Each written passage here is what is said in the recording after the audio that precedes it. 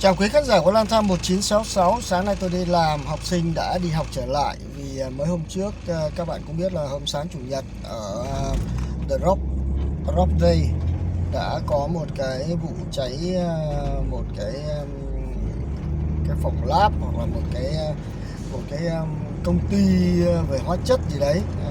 Nó cháy, cái ô nhiễm không khí, người ta sợ, người ta cho học sinh nghỉ học.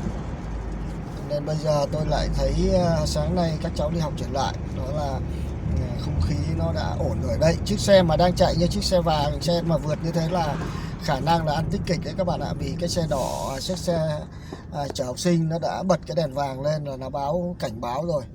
Nếu mà cố gắng vượt qua trong cái lúc mà học sinh chuẩn bị lên dừng, xe biết nó dừng lại, nó bật đèn đỏ, là cái việc mà ăn tích kịch, ăn một cái vé phạt rất là nặng đấy. Các bạn thấy học sinh nó đang đi ra, các cháu nó đang chuẩn bị lên lên lên xe buýt đấy.